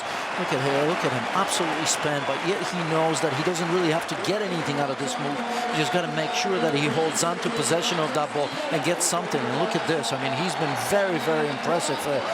Doing the little things, the ones that managers will always ask you. I mean, obviously an attacking player looked up to as far as scoring the goals, but sometimes just that work rate is enough. And I just wonder if it's going to be enough. They're almost there. They concede and they're in the playoffs. They keep it like this. They go through. They want a corner. They don't get it. 90 seconds plus stoppages.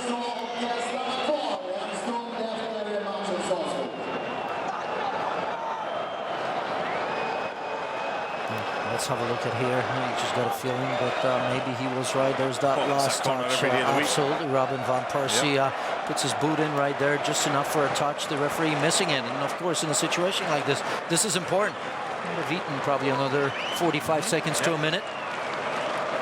Van Marwijk may have to suffer defeat. The first time over 90 minutes during his reign. Of course, Andres Iniesta with that extra time goal in the World Cup final for Spain. Well, to be fair to Sweden, they've gone for it. You've got to respect that. Regardless of where this ends up, they went for it. It's not done yet, though, Janusz. No. Had to be alert. He's near post. Andreas Isaacson. Another corner, number 11. That's why I'm hedging myself. But regardless of what happens in this match, a great effort from the Swedes. They've sent Matthijssen and Bruma forward. Over hit. Poorly hit. And he's going to take his time, Isaacson. I can't imagine there's going to be too much stoppage time given here, just for the substitution. So, not too many injuries.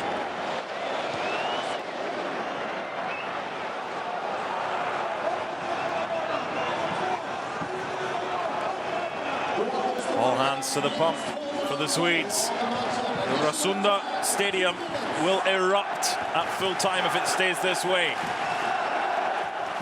A Dutch goal consigns Sweden to the playoffs.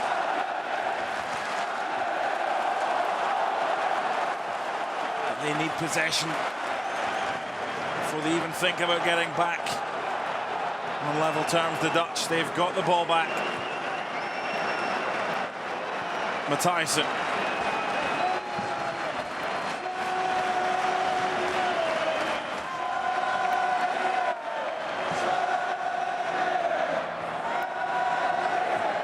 Attention from the Swedes.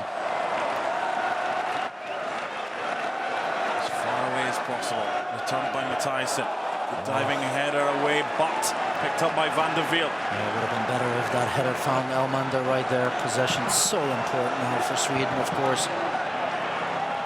Storovic. Clever header from the Celtic defender, but not good control from Källström. Needed to continue that on and going forward. It was Anders Svensson, with the poor touch. Pressure on the ball. Van de Veel can hit them. Another corner, isn't it? It is number 12. Oh, they've given Holland so many opportunities from set pieces, to be fair. They haven't taken advantage of them, that's for sure. But just imagine the amount of pressure right now on Sweden. Attacking the ball is going to be key. Sacrificing your body, as you've said before. We've seen so much late drama. You mentioned that Bulgaria scored, I think, in the 94th minute in France to qualify for the World Cup in 94. It's not the full-time whistle, but it is a free kick for Sweden. They'll take that. And a yellow card. Oh, they'll take that. Yeah, almost as good as full-time whistle, I suppose. Priceless. Wales have won in Bulgaria. That doesn't mean too much by way of qualifying, but some great results. Beat Montenegro at home, beat Switzerland at home. And Sweden have done it! Delight in Rasunda. They are through to Poland and Ukraine. And look what it means to them.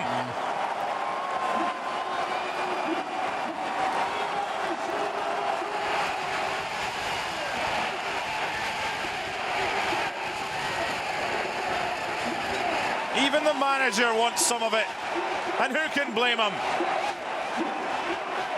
I wouldn't fancy being at the bottom of that pile. Everybody's safe. I'll tell you what, they deserve it. No questions in my mind, because I'll tell you, I was thinking when Dirk Kuyt scored that second goal to put Holland ahead, I just felt that maybe that was going to be too much of an ask. I could see maybe Sweden getting the equalizer, which they did, by the way, almost immediately, and then right after that scored the third. But at that time, I just didn't think that Sweden had 2 goals in them to win this match. So plenty of credit. Yes, they were under incredible amount of pressure towards the end of the game, the last 15-20 minutes, but they withstood and found a way.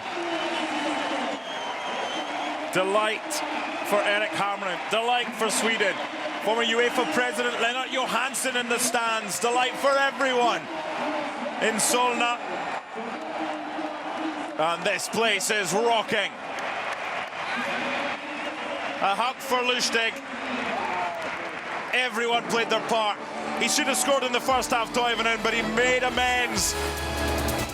Sweden, the best placed runners-up.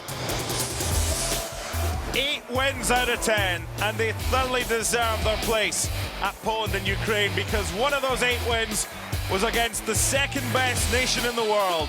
The Dutch have lost for the first time in normal time since 2007. This Rugby World Cup review segment is brought to you by new Castrol Edge, now engineered with titanium fluid strength technology. Time to talk some rugby with a very excited former Wallaby, Matt Burke. Matt, I wasn't sure you were going to be watching a team wearing gold by the time you travelled over the Tasman, but the Australians did get past South Africa. But is pack warfare a good lead-in for a semi-final against the All Blacks? Oh, absolutely incredible, Ant. And as you said, we are all ecstatic here back in Australia. And you're right, the expectations of the Wallabies to go further in this tournament, wasn't great. South Africa had plenty of momentum, but I didn't realise you could actually win a game by having no ball. I mean, South Africa had all the play. They were denied a couple of tries by infringements and the rest of it. But Australia took their chances. They get one chance and score the try. And it was a captain James Horwill got over there, and a couple of penalty goals to James O'Connor secured the victory in the end. But it all came down to defence, and that was what won the game for them. So well done to the Wallabies. The scoreline, Matt, for the Kiwis, and the manner for that matter, was more comfortable. But the injury curse is now catching up with the All Blacks as well. How many more can they handle? Well, that's the thing. The number 10 went down again. Colin Slade, he got an injury. I think it's an ankle injury, and he obviously came off. Aaron Crude and then went onto the field, and they looked just a little bit lost. I thought Perry Weepu was the one that kept everything together. He was playing 9, kicking goals, controlling the game. But you're right. In the end, they got out to a bit of a lead, but certainly Argentina, they stressed the All Blacks, I think, at Eden Park, and it was the first tough game they've had up front. No doubt the quality is there with New Zealand rugby, that's for sure, and I just think they may be looking over their shoulder for next week's time when they play the Wallabies at Eden Park. It's going to be a fantastic game. 2 questions in one following that. Do you believe in sporting miracles? And by that I mean to ask, is it possible that Quade Cooper can really hurt the All Blacks? Yes, I do believe in miracles. I think we saw that last weekend. The 3 of the teams that finished second in their pool advanced to the semi-final. So anything can happen, I think, when you get to this top level, the top 8. Brazil's World Soccer Tour continues as they bring their beautiful game to Mexico. Watch as the 5-time world champions take on El Tri in Torreon. Don't miss Mexico-Brazil today, live on ESPN.